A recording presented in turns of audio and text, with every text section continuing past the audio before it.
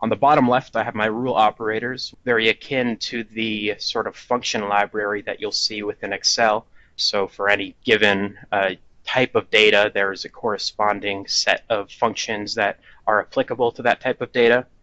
And all of these functions are extendable as well. So say, instead of just having to define a regular expression within our rules themselves, maybe you already have an entire complex function that is a regular expression that you would like to use as a bundled rule operator. You can easily add to this and extend it as well.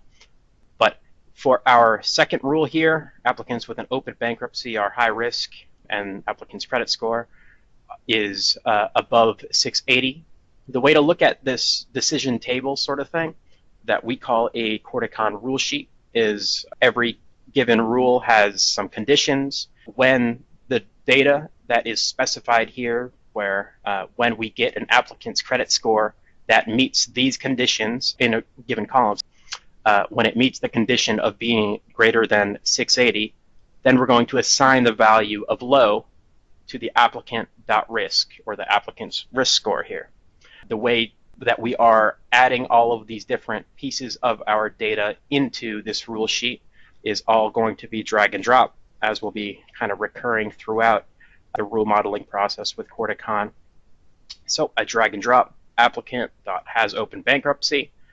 And because I defined that back in my vocabulary screen as a Boolean, it is going to automatically know that I only have so many options here, true or false. So if they have an open bankruptcy, then we are going to assign the value of high to the applicant's risk.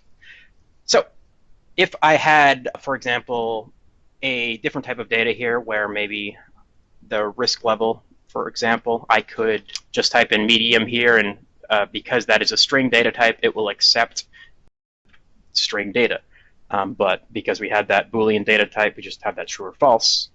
And so we have these two rules here, and back down in this rule statement section, there's a few things that happen when an application calls the Corticon decision service. Corticon is going to take the action based off of the conditions that you've presented to it. So you're passing in the credit score and open bankruptcy.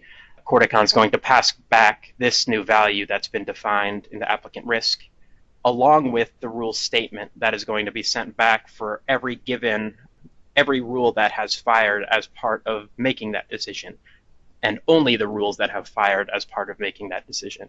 So we're documenting every single aspect of a given decision by sending back these rules that will point and describe in just this plain language here what exactly has fired in leading to this decision. These are just static text here that I just wrote in. What I could also have done would be if I maybe wanted to have a dynamic value that is changing this description at runtime. Instead of just having this plain low risk, I could drag in my applicant.risk, and that will be sent back at actual runtime with the actual value. So these two rules are underwhelming in a lot of ways, but let's focus on the logical aspect to it. There's a few issues that we can highlight with our logical integrity checks here. So up on the top left, I have a few different options here. Number one is going to check for logical loops. So am I setting conditions that'll lead to an action that's used back in another condition and it's toggled back and we're going back and forth? I don't have that issue with these rules, but let's keep going with our other ones. Let's check for completeness now. So what Corticon just did was it identified that based off of those first two rules that I've identified or that I've written, it could be inferred that there is a scenario that could happen where we might have pretty much the opposite of both of these at the same time. And I'm not really defining an else in this if then else type of statement. I am just saying if this then that. So what that checker just did was you are not defining the else sort of condition as part of that. So I haven't defined the condition, the set of conditions here where an applicant's credit score is less than or equal to 680 and they have an open bankruptcy. So, or they do not have an open bankruptcy. So maybe in that case we want to call it medium risk. Check one more time, make sure we're all set.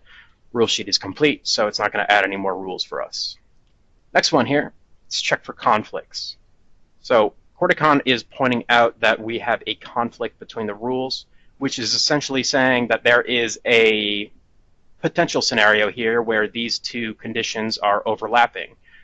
To see what I mean, what I can do is expand these rules out, and what it'll do is it will populate every single combination of the conditions that can be inferred are possible based off of the rules that I had written so far. And so what it did was, if I expand out all of those potential conditions, then you would say that there is one set of conditions leading to low risk and that exact same set of conditions leading to high risk elsewhere.